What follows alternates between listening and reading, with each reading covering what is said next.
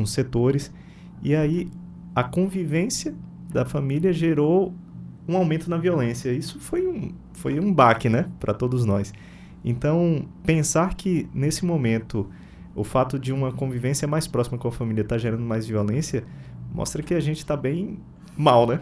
Bem Com mal. certeza, Estranho, né, falar isso, mas a gente está bem mal com relação à estrutura familiar, né? Realmente, por estar mais tempo em casa, porque normalmente os pais que precisam sair para trabalhar deixam os filhos sob os cuidados ou de algum funcionário ou de algum parente que mora também na residência, né? Então, quando ele precisou trabalhar de casa ou ficou desempregado, aumenta os problemas, aumenta também a impaciência, a intolerância, né? As crianças ficam mais agitadas dentro de casa. E logo no início ninguém podia sair. Então, realmente era muito difícil. Principalmente para as pessoas que têm filhos autistas ou com algum outro tipo de deficiência, principalmente intelectual, né? Que se sentiu assim aprisionado em casa. Então, era muito mais difícil mesmo. Infelizmente, aumentaram os casos, né? Porque também os pais que sairiam para trabalhar estavam dentro de casa. Ou possíveis agressores, que não poderiam ser só os pais, né? Fala, não, mas se não saía para trabalhar, ficava mais gente em casa, poderia proteger melhor as crianças. Sim, se não forem agressores. Sim. Mas se forem os agressores, não. O ideal é que essa criança seja protegida. E aí que entra o papel da escola, dos projetos sociais, dos CRAs, né? Das ONGs e tal, para poder que as crianças tenham um lugar para brincar, tenham um lugar para realizar as outras atividades. E é um local normalmente de proteção, né? Mas, infelizmente, até nesses locais também existe algum risco. Aqui no nosso município tivemos vários casos também. Olha só, eu estive fazendo uma pesquisa sobre o assunto e, assim, foi um dado que me deixou, assim, bastante preocupado. Pela nossa conversa anterior, parece que é um caso à parte. Em 2021, no primeiro semestre, foi levantado dados de denúncias pelo Disque 100 e apontaram ali uns 50 e poucos mil casos de denúncias. E eu achei pouco, porque é nível de Brasil, né? Só esse pouco de denúncia. Mas o que foi curioso foi que desses casos, mais de 15 mil foi praticado, abusos praticados por mulheres. Tanto abuso na forma de violência, verbal ou física, quanto também abuso sexual. E aí o homem praticou, né, nesse levantamento algo próximo a 6 mil denúncias. E foi só reduzindo a outras esferas da família. Aí a pergunta é, a nível nacional a gente poderia ter uma estatística, mas a nível aqui do nosso município, quem agride mais? O homem ou a mulher? Que tipo de agressão você quer saber? Então a gente pode abordar aí, de repente, a agressão à mulher, por exemplo, mas como o tema específico a agressão em criança ou adolescente, a gente pode focar nesse aspecto. Olha só, esse índice, né, quando você trouxe esse número, eu disse bem assim, mas de violência sexual, mesmo a nível nacional, eu acredito, não é uma realidade. A realidade nacional e local é que normalmente a violência sexual é mais cometida por pessoas do sexo masculino, sem dúvida, sempre é o homem, mas embora tenha casos, relatos também de mulheres que são agressoras. Aí eu disse, pode ser que esse número seja de outros tipos de violência, como a violência física, diversas violência verbal e tudo. Por que pontuou esse número grande de mulheres? São as mães que normalmente ficam mais tempo com as crianças, que criam, educam, né? E passam mais tempo. Algumas precisam sair para trabalhar também, muitas, mas a maioria, às vezes, tem jornada tripla. Trabalha fora de casa e em casa tem que dar conta dos filhos. Então, às vezes chega e aí começa a briga entre os irmãos, começa uma série de fatores e a paciência vai acabando. Quem é mãe que o diga, né? Quem é mãe que o diga. Aí o que acontece? Às vezes, na forma de educar, extrapola. As mães precisam educar seus filhos, sim.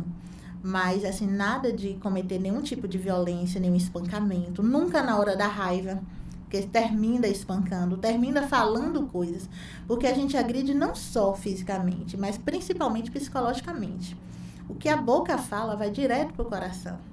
Eu já atendi crianças que falavam assim, Não, minha mãe me ama, mas ela disse que se eu pegasse tal coisa ia quebrar minha mão. Falou na hora da raiva. Nossa. Sabe? Nunca chegou a fazer, mas a criança gravou aquilo. Não, mamãe é boazinha, mas disse que se eu fugir, for brincar lá na rua, não sei o quê, vai quebrar minhas perninhas.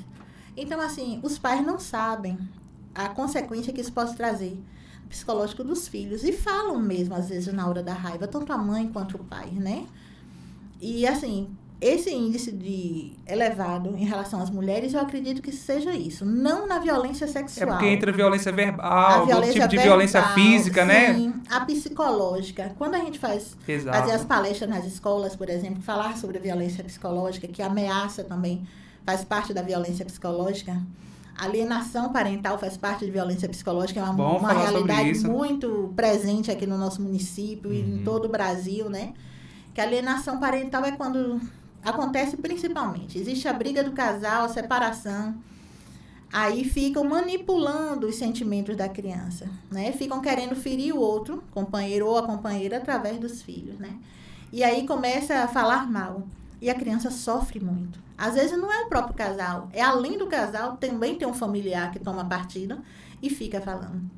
E as crianças ficam super divididas, porque gostam dos dois. Eu já experimentei isso, não é fácil. É complicado, né? Então, assim, e a alienação parental traz um sofrimento terrível para as crianças. E essa de ameaça, quantos pais falam, meninos, vocês estão aprontando tanto, olha, eu vou embora, vou deixar vocês aí, vocês, olha, se não estudar, eu vou embora, viu? Eu não quero nem saber. E eles acreditam que os pais vão embora. Às vezes mesmo a gente fazendo atendimento coletivo e tudo, e num período que a gente fez terapia também, comunitária e tudo, nas rodas de conversa, e aplicava essa técnica, e eles diziam, o medo do abandono era muito grande. E a gente percebia que era por causa das ameaças, né? Às vezes não fazia, mas ameaçava fazer. E aquilo traumatizava a criança. Então, assim, essa violência psicológica pode sim as mulheres ter tido esse destaque. E a própria física, na hora de exagerar na disciplina, na correção dos filhos e tudo. E você apontou a questão da convivência ser maior Muito entre mais a tempo. mãe, a mulher e a figura dos filhos, né? E às vezes o pai é aquele que é o provedor, quando chega em casa é com um docinho para a criança, é só alegria, aquele instantinho rápido, né? Tomou banho e foi dormir. E a mãe fica ali, cuidando da casa, cuidando de tudo, e do pai ainda, né? E do do marido. Pois é.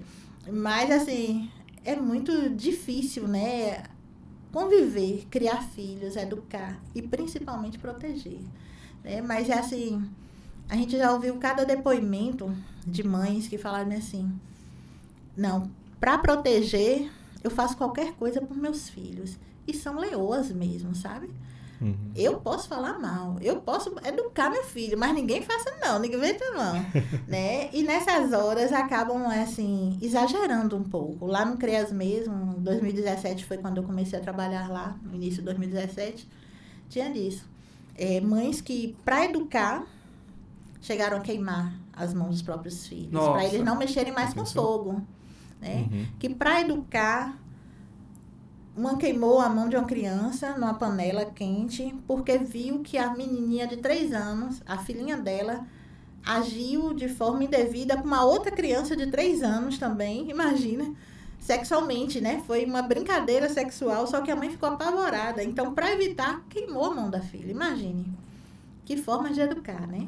Então, assim, a gente também tem que ter muito critério nessa hora, para poder dar esse acompanhamento, aconselhamento, orientação para os pais. Não é falar, olhar assim, não, aquela mãe é uma agressora, aquela mãe não sei o quê, só olhar naquele período, aquele contexto. Como é essa mãe no dia a dia com os filhos? Ela é presente na escola, ela acompanha a criança no médico, estão vacinadas, né? Sim. Ela conta a história para a criança, como é o cuidado com esse filho? Ela pode ter surtado num momento de fúria e cometido isso, né? Mas então a gente tem que ver todo esse contexto e não só querer julgar, porque a mãe é julgada primeiro pela sociedade toda, por vizinho, todo mundo já condena, né? Aconteceu tal coisa e vai apontando. E às vezes pelos próprios órgãos que seriam de proteção, de defesa, que também julgam. Não chegou nem na justiça, não foi nem para julgamento, mas todo mundo já julgou e condenou. Isso é terrível, que aí a mãe entra em depressão e uma série de outros fatores, né? Então a gente precisa ter muito cuidado.